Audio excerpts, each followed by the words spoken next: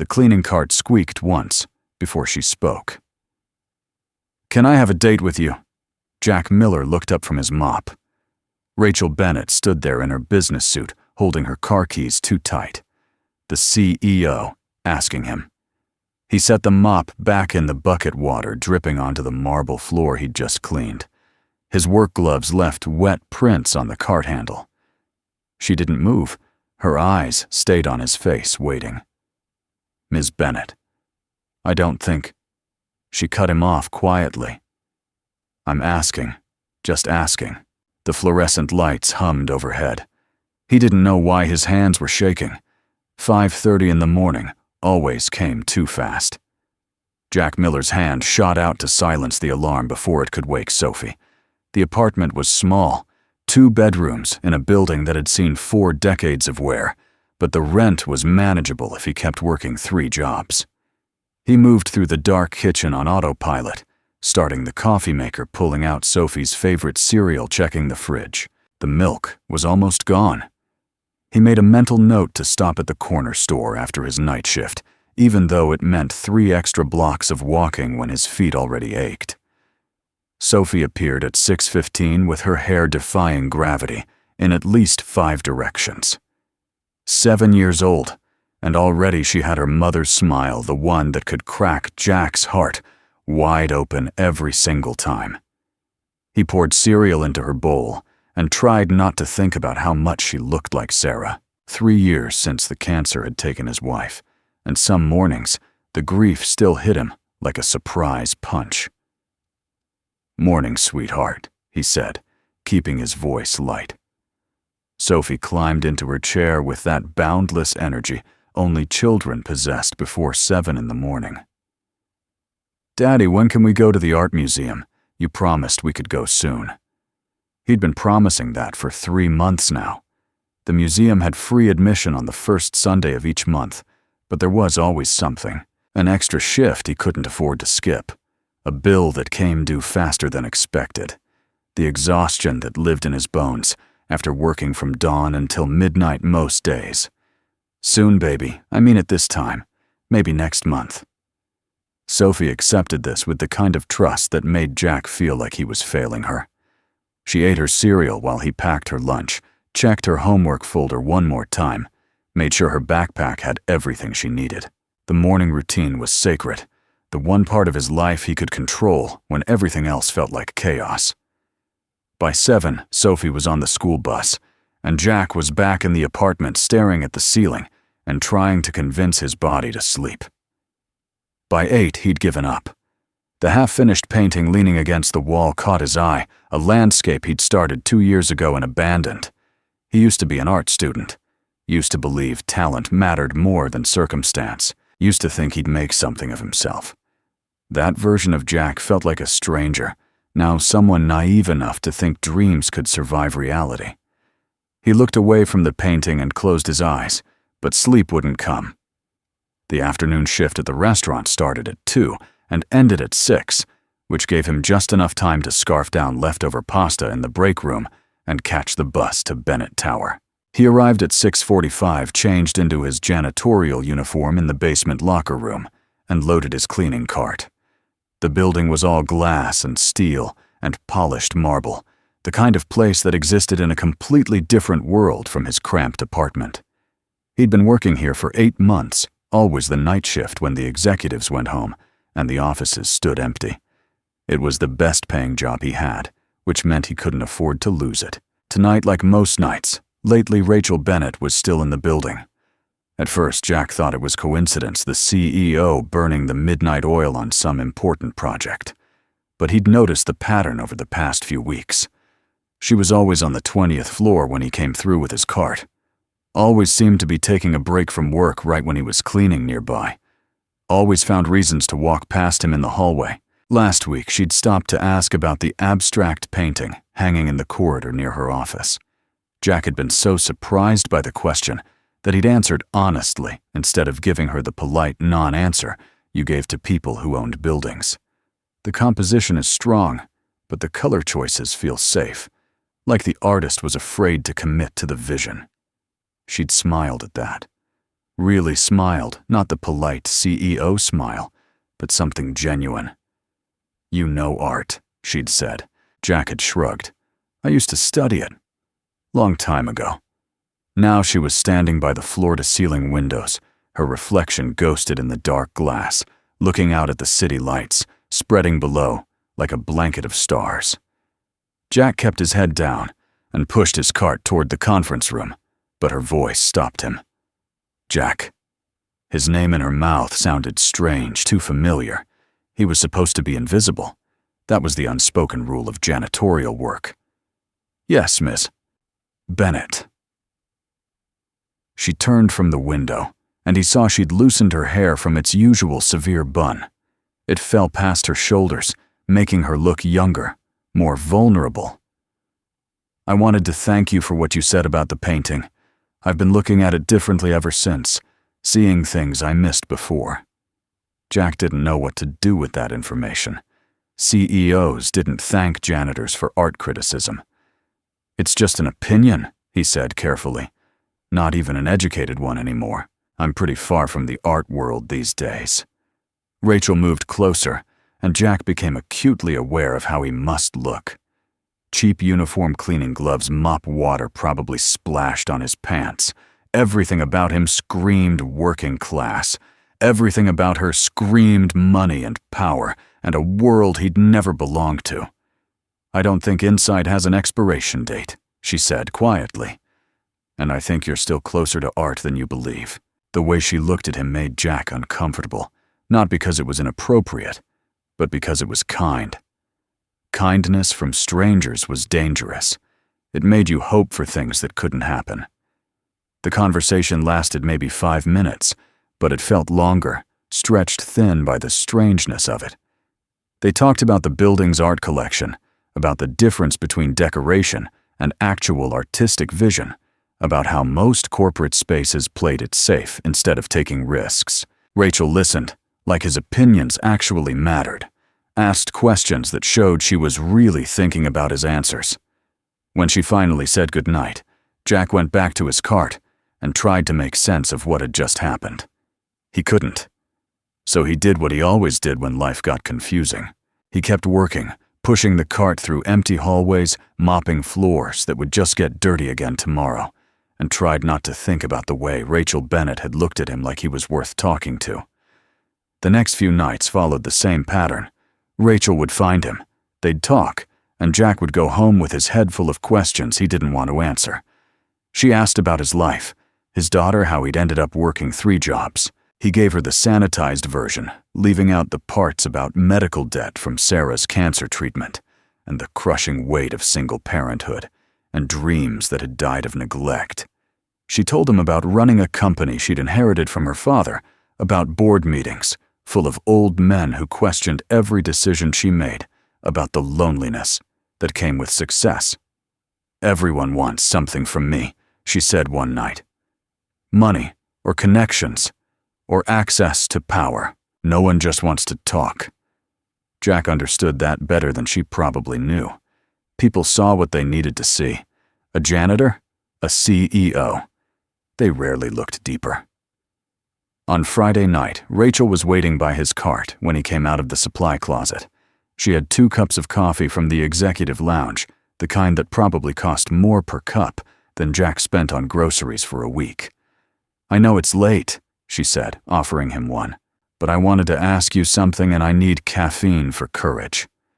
Jack took the coffee because refusing would have been rude, even though his hands were still dirty from emptying trash bins. "Okay," he said. Wary now.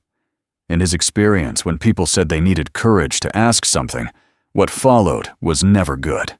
Rachel took a breath, and Jack saw her gathering herself, which seemed impossible for a woman who commanded boardrooms full of executives. "Can I have a date with you?"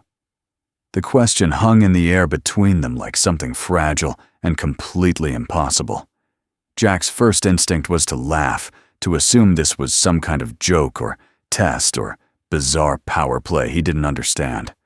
But her face was serious, her eyes searching his for an answer she seemed genuinely afraid of hearing. "Ms. Bennett." He started, then stopped because he didn't know how to finish that sentence. How do you tell someone they're crazy without being disrespectful? How do you explain that some gaps are too wide to cross? She waited, and the silence grew heavy with all the things he couldn't say. I don't think that's a good idea, he finally managed. Why not? She asked it like she really wanted to know, no challenge in her voice, just honest curiosity. Jack gestured at himself at the uniform at the cart full of cleaning supplies. Because we're from different worlds. Because you're the CEO, and I'm the guy who empties your trash. Because people will talk, and it'll be bad for you. And I have a daughter who's already lost her mother, and I can't bring someone into her life who might not stay. The words came out harder than he'd intended, but he needed her to understand. This wasn't about pride or playing games. This was about survival, about protecting Sophie from more loss, about not reaching for things that weren't meant for people like him. Rachel set her coffee down on a nearby desk. What if I don't care about different worlds? She said quietly. What if you're the first person in 2 years who's talked to me like I'm a person instead of a position? What if I'm tired of men who only want me for my money or my connections? What if I just want someone real? Jack felt something crack inside him, a wall he'd built carefully between what he wanted and what he could actually have. Your father owns this company, he said, his voice rough. Your board of directors would lose their minds. And I'm a janitor who works 3 jobs just to make rent and keep my kid fed. What exactly do you think happens here? Where does this go? She met his eyes directly. I think we go get coffee somewhere that isn't this office. I think we talk like we have been, except maybe you'd relax a little. I think maybe we'd both stop being so lonely. The honesty in her voice made it impossible to hide behind excuses and practicality. He should have said no. Every smart, careful, protective part of him knew that. But standing there in the empty office with city lights spreading below them, and this impossible woman looking at him like he mattered, Jack felt something he hadn't felt in years. Hope, small and terrifying, but real. Coffee, he said. Just coffee. And then we see what happens. Rachel smiled, and it transformed her whole face. Just coffee, she agreed. Thank you for saying yes. The coffee shop Rachel chose was on Jack's side of town, a neighborhood place with mismatched furniture and pastries baked fresh every morning. Nothing fancy, nothing that would make him feel out of place. She arrived in jeans and a plain sweater, her hair down, looking nothing like the CEO who commanded boardrooms. Jack was already there nursing a black coffee because it was cheapest, trying not to think about how surreal this situation was. When she sat down across from him, she smiled like they were old friends, meeting for a regular weekend coffee. Not 2 people conducting an experiment and crossing boundaries that shouldn't be crossed. Thank you for coming, she said. I wasn't completely sure you would. Jack shrugged. I said I would. I keep my promises. They talked for almost 2 hours, and it was easier than Jack expected. About art and music and books they'd loved as children. About the weight of responsibility whether you were raising a kid alone or running a company you'd inherited. About the gap between who they'd wanted to be and who they'd become. Rachel told him about the boyfriend in college, who'd only dated her because her last name opened doors, who'd talked about their relationship like it was a business merger. Jack told her about painting in a cramped studio apartment, believing talent would be enough to make it right up until Sophie's mother got diagnosed, and reality rewrote all his plans. The conversation flowed naturally like water, finding its level, and Jack found himself relaxing despite his better judgment. When Rachel mentioned she'd never been to the city's art museum, Jack heard himself say, I'm taking Sophie next month, first Sunday when it's free admission. You could come with us if you want. The invitation surprised him as much as it surprised her. He saw something light up in her face, something that looked like hope mixed with relief. I'd love that, she said. If you're sure it's okay. Jack wasn't sure of anything except that he wanted to see her again, wanted to keep having these conversations, wanted to feel like a person instead of just a collection of jobs and responsibilities. "Yeah," he said. "I'm sure."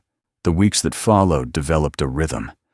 Rachel would come by the building late at night, and they'd talk while Jack worked. She'd bring coffee sometimes, or dinner from the restaurant where he worked afternoon shifts, claiming she'd been craving it.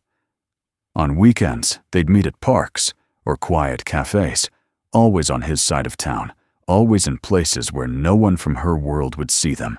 Jack never invited her to his apartment because he was ashamed of how small it was, how worn everything was, how clearly it announced his poverty. Rachel never pushed, but sometimes he caught her looking at him with something like concern, like she was worried about how hard he was working himself. The museum trip happened on a bright Sunday in October. Sophie was nervous about meeting Rachel, but that nervousness evaporated within 10 minutes. Rachel knew how to talk to children without being condescending, got down on Sophie's level to look at paintings, asked questions that made a 7-year-old feel smart and heard. Jack watched them together and felt something dangerous taking root in his chest. This could be real, whispered a voice he'd been trying to ignore. This could be a family. The thought terrified him because it meant having something to lose again, and he'd already lost so much, he wasn't sure he'd survive losing anything else. They walked through galleries filled with color and light, and Rachel held Sophie's hand like it was the most natural thing in the world.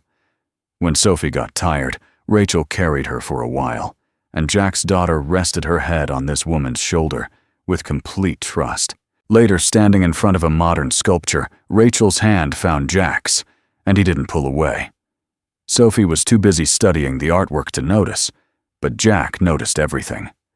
The warmth of Rachel's palm against his.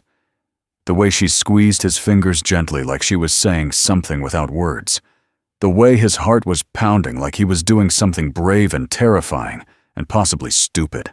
When they left the museum, Sophie announced that Rachel was her new favorite person, besides Daddy, and Jack felt the walls around his heart cracking just a little bit more. But the bubble they'd built was fragile, and reality has a way of puncturing fragile things. The first crack came at work. Mike, one of the other janitors, pulled Jack aside during a break and said quietly, "Man, you need to be careful. People are talking." Jack's stomach dropped. About what? Mike glanced around the empty hallway like he was worried someone might overhear. "About you and Bennett. Security's been seeing you two on the cameras. Management's noticed. They're not happy about it." Jack felt cold spread through his chest. "We're just friends. We talk sometimes. That's it." Mike gave him a look that said he wasn't buying it, and didn't think anyone else would either. "Yeah, well, friends or not, you're making people nervous. They're looking for a reason to let you go. Don't give them one." The warning echoed in Jack's head for days. He was expendable. Rachel had power. If this went wrong, he had everything to lose, and she had nothing. The thought made him start pulling back, responding to her texts less quickly, making excuses when she suggested meeting. It was self-sabotage, and he knew it, but fear had sunk its hooks deep. The second crack came from Rachel's world, though he didn't know about it immediately. She'd been quieter than usual for a week, distracted during their conversations, avoiding his eyes when she thought he wasn't looking. Finally, late one night, she told him, "My father knows about us." Her voice carried the weight of something broken. Jack's heart sank. What did he say? Rachel wrapped her arms around herself like she was cold, even though the building was warm.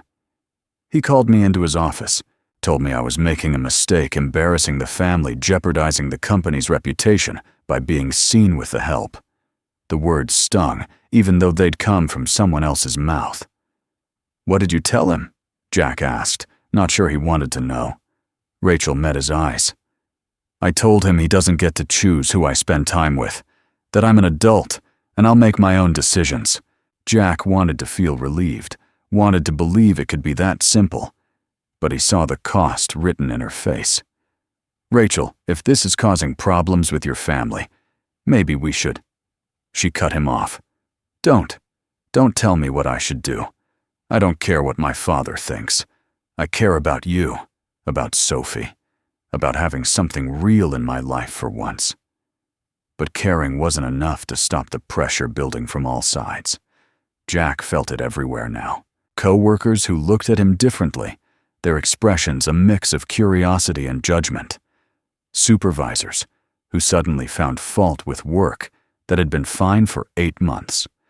The unspoken message was clear as glass. Stay in your lane. Stop reaching above your station.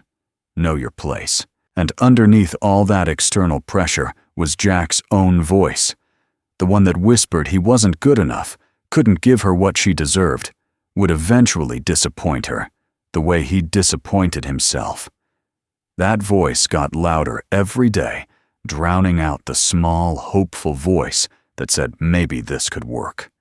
He started pulling back more deliberately, taking hours to respond to texts instead of minutes, making excuses about being tired or busy with Sophie.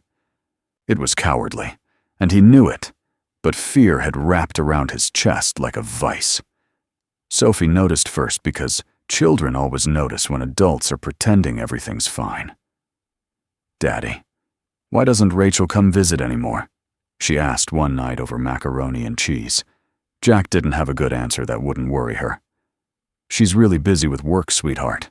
Important CEO stuff." Sophie frowned, unconvinced. "She makes you smile. You should call her." Out of the mouths of children came truths that adults spent their whole lives avoiding. Rachel didn't give up easily. She kept coming by the building, kept trying to talk to him, kept looking at him with those eyes that saw through all his carefully constructed defenses. "What are you afraid of?" she finally asked him directly one night, when he'd run out of excuses. Jack set down his mop and looked at her, looked at her and decided he was too tired to keep lying. "The truth," he said. "I'm afraid you'll wake up one day and realize you could do so much better than a janitor with a kid and 3 jobs and dreams he gave up on years ago. I'm afraid you'll leave, and Sophie will be hurt because she's already gotten attached to you, and I'll have to explain to my daughter why I let it happen." His voice cracked on the last words. Rachel was quiet for a long moment. "You think very little of me," she finally said, and there was hurt threading through her voice. "If you think I'd do that, if you think I'm that shallow or careless with people's hearts." Jack shook his head. "No, I think you're amazing. That's the whole problem. Amazing people don't end up with people like me. That's not how the world works." Rachel stepped closer. "What if I don't care how the world works? What if I want to write a different story?" Jack wanted to believe her. God, he wanted to believe her so badly it hurt. But hope was dangerous, and he'd already learned that lesson the hard way. The breaking point came on a Tuesday in November. Jack arrived for his night shift and found his supervisor waiting by the time clock. "Miller, we need to talk. Come with me." The walk to the office felt like a death march. Jack knew what was coming before the man even opened his mouth could see it, in the way the supervisor wouldn't meet his eyes. "We're letting you go. Budget cuts. Last hired, first fired. You understand how it is." It was the polite fiction companies told themselves when they wanted to get rid of someone. Jack understood perfectly well. This wasn't about budgets. This was about putting him back in his place, about reminding him that janitors didn't date CEOs, about maintaining the natural order of things. "When's my last day?" he asked quietly, voice flat. "Today," the supervisor said. "Security will escort you out once you've cleared your locker." Jack cleaned out his locker in a fog, 8 months of work evaporating, because he'd been stupid enough to think he could have something more than just survival. The security guard who walked him to the exit at least had the decency to look uncomfortable about it. On the street outside Bennett Tower, Jack stood with his box of belongings and felt the full weight of his failure crushing down on him. He'd lost the best-paying job he had. He'd have to pick up more hours at the restaurant and find another overnight gig, which meant even less time with Sophie. He might have to give up the apartment, find something cheaper, something smaller. all because he'd been foolish enough to believe that maybe the rules didn't apply to him. He didn't tell Rachel, couldn't make himself do it. Instead, he went home, put Sophie to bed with a smile that felt like it might crack his face, and sat alone in the dark living room staring at his abandoned paintings. All those years ago, he'd believed art could save him. That talent mattered more than circumstances. That if you were good enough, the world would make room for you. He'd been wrong then, and he was wrong now. The world didn't care about talent or love or trying your best. The world cared about money and power and knowing your place. Jack had forgotten his place for a little while, and this was the price. Rachel found out 2 days later. Jack never figured out who told her, but suddenly she was at his apartment door, looking furious and heartbroken in equal measure. Sophie was still at school, thank God, so Jack let her in, because refusing would have taken more energy than he had left. "Why didn't you tell me?" she demanded, voice shaking. "About getting fired, about any of it." Jack shrugged, trying to look like it didn't matter. "What was there to tell? They had every right. I was the newest hire. Budget cuts happen." Rachel's eyes flashed. "Don't lie to me. We both know why you were fired. My father and the board made sure of it. They wanted to send a message."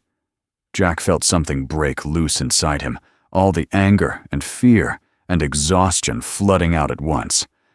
"So what, it doesn't change anything? I'm still unemployed. You're still the CEO. This was always going to end badly. I knew that from the start." Rachel moved through the apartment, and he saw her taking it all in. The cramped space, the second-hand furniture that had seen better, decades the stack of past-due bills on the kitchen counter. But she wasn't looking at those things with pity or judgment. She was looking at his paintings, the ones leaning against walls tucked under the couch propped on the bookshelf gathering dust. She moved from one to another, studying them in silence, and Jack watched her face change. "Jack," she said, finally, her voice soft with something like wonder, "these are incredible." He wanted to brush it off, to say they were just old student work, nothing special. But the way she was looking at them, really seeing them, made the words stick in his throat. She turned to face him. "Why didn't you tell me you were this talented? These belong in galleries, not hiding in your apartment." Jack laughed, but it came out bitter and broken. "Because it doesn't matter. I'm not an artist. I was a janitor. Now I'm just unemployed with rent due in 2 weeks, and no idea how I'm going to make it." Rachel crossed the room until she was standing directly in front of him. "You're wrong," she said firmly. "You're an artist who had to make impossible choices, who sacrificed everything for your daughter. That doesn't make the art matter less. It makes it matter more." She took his hands, and Jack realized his fingers were trembling. "I have an idea," she said, "but I need you to trust me."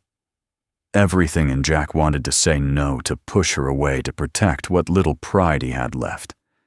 But then he thought about Sophie asking why Rachel didn't visit anymore, about the light that had gone out of his life when he'd started pushing Rachel away, about dying slowly in a cage of fear versus taking a risk that might destroy him. "Okay," he whispered. "I trust you." 3 days later, Jack found himself in a conference room at Bennett Tower, wearing the one suit he owned, the fabric pulling tight across shoulders that had broadened from years of physical labor. Rachel stood at the head of the table, in full CEO mode, professional and commanding, facing a room full of executives and clients.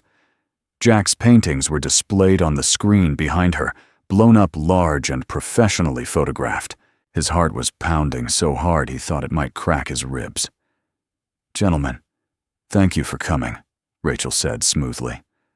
"I wanted to present our vision for the Bennett Tower lobby redesign, something that reflects our company values while bringing genuine artistry to the space."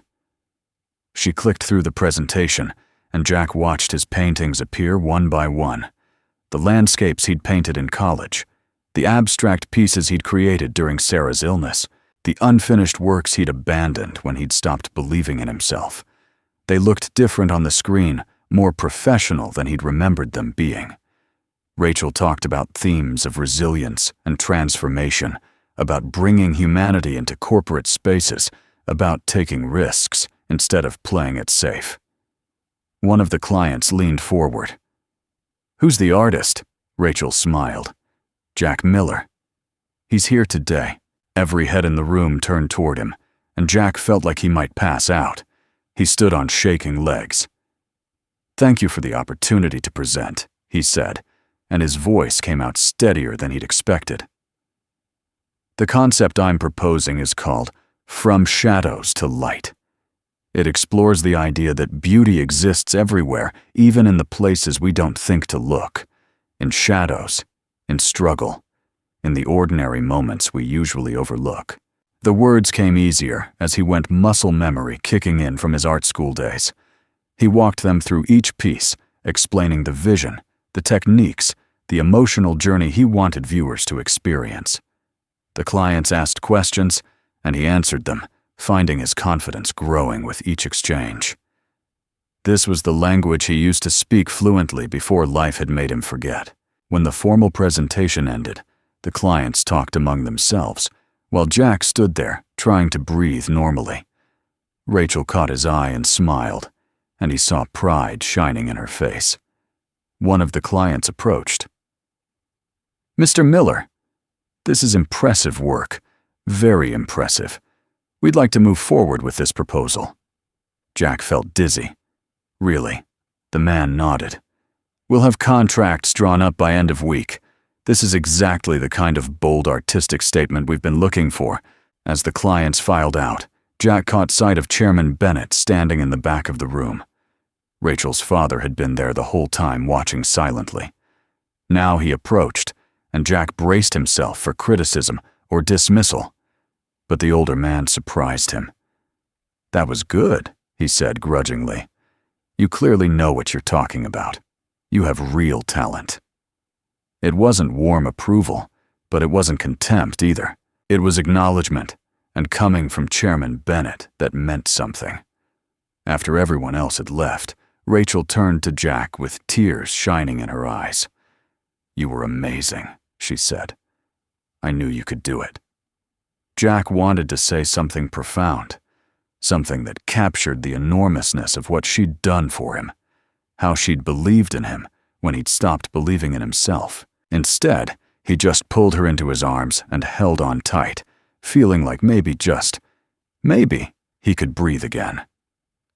The clients approved the project officially 2 days later. Jack signed the contract in a daze, still not quite believing this was real. The fee they offered was more than he'd made in 6 months of janitorial work. It wouldn't make him rich, but it would give him breathing room, time to focus on his art instead of juggling 3 jobs. A chance to build something sustainable instead of just surviving day to day. More important than the money was what it represented. Validation. A door opening instead of slamming shut. Proof that maybe he hadn't been wrong to dream all those years ago. He called Sophie from the lawyer's office, voice shaking with emotion he couldn't contain. "Baby, guess what? Daddy's gonna be a real artist. I got a big project painting for a whole building." Sophie's squeal of joy nearly burst his eardrum. "Really? You're going to paint like you used to? That's amazing, Daddy." Her faith in him, absolute and unquestioning, made his eyes burn with tears. "Yeah, sweetheart. Really." When he got home, Sophie threw herself into his arms, and Jack held her tight, feeling like maybe he could finally give her the life she deserved. Maybe he could be the father she needed, instead of the exhausted shell of a man he'd been becoming. The next few weeks were intense. Jack worked with architects and designers, translating his artistic vision into something that could exist in a real physical space. He learned about materials and lighting, about installation and preservation. He discovered he had strong opinions about things like paint finishes and fixture placements.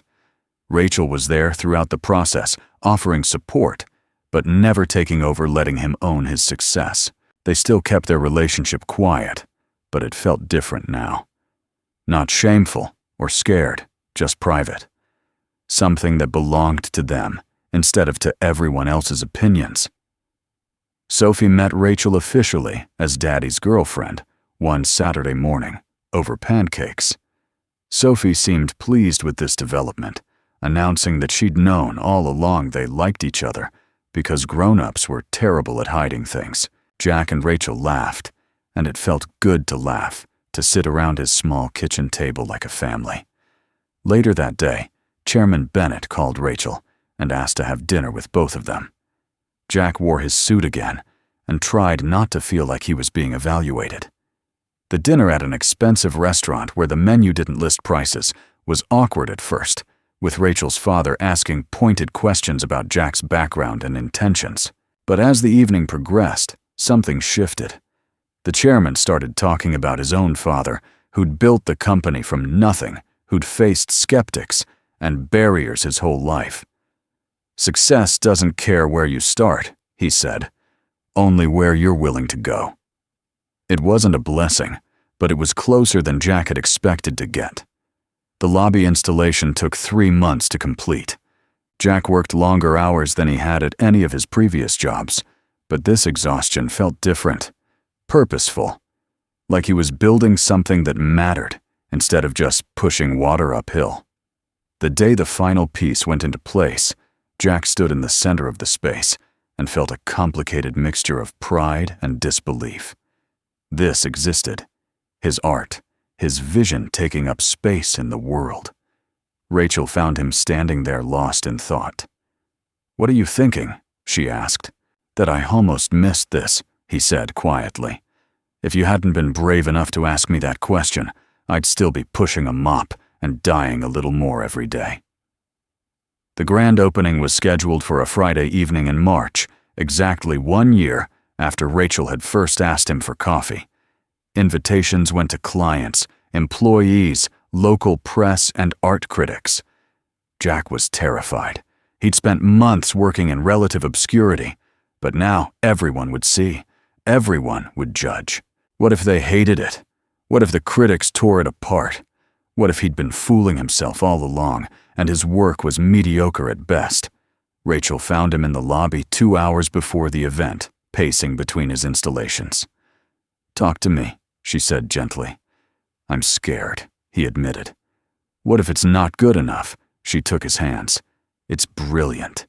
And even if some people don't see that it doesn't change what you've created, you poured yourself into this work. That matters more than what anyone else thinks." He kissed her, then right there in the middle of his own artwork, and felt some of the fear drain away. Sophie arrived an hour later in her best dress, holding Rachel's hand, both of them beaming at him with such fierce pride it made his chest ache. When the doors opened and people started flowing in, Jack watched them move through the space he'd created, studying his work, pointing and discussing. The crowd included Chairman Bennett with the board of directors, the clients who'd approved the project, journalists with cameras and notebooks, strangers who'd come because they'd heard about something new and interesting. Jack stood near the entrance and heard fragments of conversation.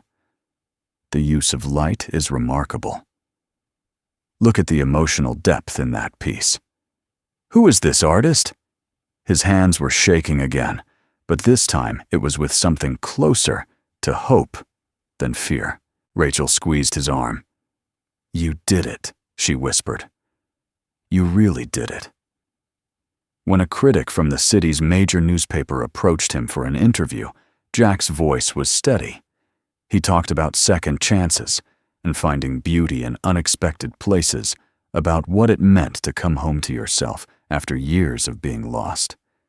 The critic scribbled notes and nodded, and Jack thought maybe this was going to be okay. 6 months later, Jack woke up in his apartment, the same small space he'd lived in for years, but different now. His artwork hung on the walls. Photos of Sophie and Rachel smiled from the bookshelf. The bills on the counter were current, not past due. He had steady work coming in commissions from other clients who'd seen the Bennett Tower installation. He'd even rented a tiny studio space where he could paint without Sophie's toys underfoot. The future that had seemed impossible a year ago was now his everyday reality. He got up and started the coffee maker, following the same morning routine, but feeling lighter somehow, like a weight had been lifted from his shoulders. Sophie appeared at her usual time, hair sticking up in familiar directions. She was 8 now, still had her mother's smile, but Jack didn't feel that same crushing grief when he saw it anymore. Just love, pure and uncomplicated. Rachel emerged from the bedroom wearing one of Jack's old shirts, having stayed over the night before, like she did most weekends now. She kissed Sophie's head, then Jack's cheek, and started making pancakes while he checked Sophie's homework. This was family. Not perfect, not traditional, but real and chosen and absolutely worth fighting for. "Daddy," Sophie said through a mouthful of pancakes, "can Rachel come to my art show at school next week?" Jack looked at Rachel, who nodded immediately. "Of course I'll come," she said. "I wouldn't miss it." Sophie beamed, and Jack felt his heart swell with something too big for his chest to contain. A year ago he'd been drowning, working 3 jobs just to survive, convinced he'd never have anything more than exhaustion and regret. Now he had this: art and love, and a daughter who believed in him, and a partner who'd seen past all his defenses to the person underneath. On the refrigerator, held up by a magnet, was Sophie's latest drawing: 3 stick figures labeled Daddy, Rachel, and me, standing under a bright yellow sun.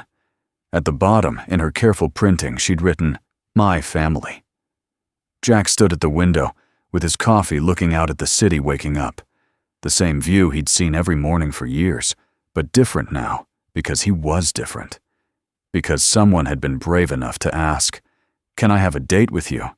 And he'd been brave enough to say yes, because sometimes the smallest moments of courage lead to the biggest transformations. Because love, it turned out, was about seeing someone completely and choosing them anyway. The morning light caught the edge of Sophie's drawing, making it glow, and Jack smiled. This was his life now. Not the one he'd planned, not the one he'd expected, but the one he'd been brave enough to build when given a second chance. And it was more than enough. It was everything.